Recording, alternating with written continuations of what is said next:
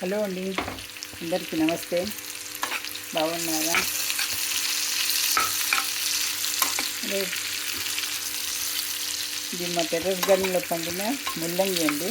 పండించిన ముల్లంగి దాన్ని పచ్చడి చేస్తున్నాను అన్నమాట. చట్నీ చేస్తున్నా, ముల్లంగి చట్నీ.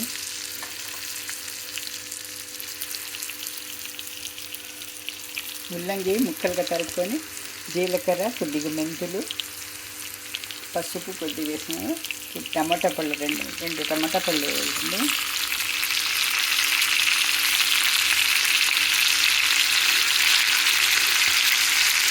ఎండుమిర్చి, ఇది కాశ్మీరీ మిర్చిలు అన్నమాట. ఇది వెల్లుల్లిపాయలు, జీలకర్ర ఆల్రెడీ వేసేసాను. ఇది బాగా కొద్దిగా మెత్తగా వేగాలండి. టమాటా ముక్కలు కాస్త మెత్తగా వేగాలన్నమాట. వేగే వరకు ఒక 5 నిమిషాల వరకు పెట్టి చల్లారిన తర్వాత చింతపండు గుజ్జు వేసుకోవాలండి. ఒక 2 స్పూన్స్ వేసుకుని చల్లారిన తర్వాత మిక్సీ పెట్టుకోవాలండి. లేకపోతే రోట్లో కూడా చేసుకోవచ్చు అన్నమాట.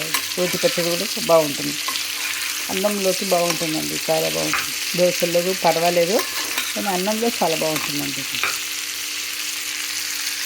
చివరిలో కొద్దిగా కొత్తిమీర చల్లుకోవాలన్నమాట. ఇంట్లో ఈ ముక్కలు మెత్తబడాలి, కొద్దిగా పచ్చివాసన పోవాలన్నమాట. ముల్లంగి పచ్చివాసన పోతే బాగుంటుంది చట్నీతో.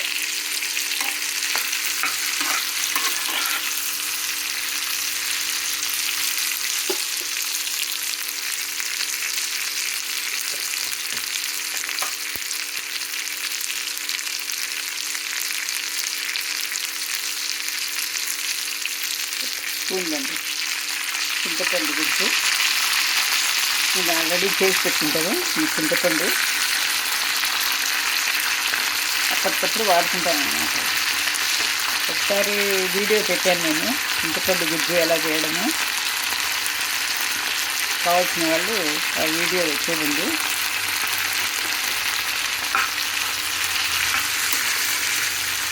ఇలా చింతపండు గుజ్జు చేసి పెట్టుకుంటే ఎప్పటికప్పుడు మనం వేసుకోవచ్చు, వాడుకోవడానికి ఈజీగా ఉంటుందన్నమాట. ముఖ్యంగా ఎంతగా జాబ్ చేసే మహిళలకి చాలా యూస్ఫుల్ ఇది. పిల్లలకు, స్వప్నత గృహిణులకు ఇవంతా మనం చింతపండు నానబెట్టి పిసికి తర్వాత రసం తీయడం కంటే ఇలా ఒకసారి కాస్త కష్టపడితే, శ్రమ అనుకోకుండా ఒకసారి 1 గంట కష్టపడినామంటే తర్వాత 6 నెలలు 7 నెలల వరకు వాడుకోవచ్చు అన్నమాట. మన క్వాంటిటీని బట్టి, మనం ఎంత తయారు చేసుకున్నామో దాన్ని బట్టి సంవత్సరం వరకు నిల్వ ఉంటుందండి. ఈ చింతపండు గుజ్జు ఫ్రిడ్జ్లో పెట్టేసుకోవచ్చు. వాడినంతది బాటిల్లో పెట్టుకొని వాడుకోవాలి కొద్దిగా.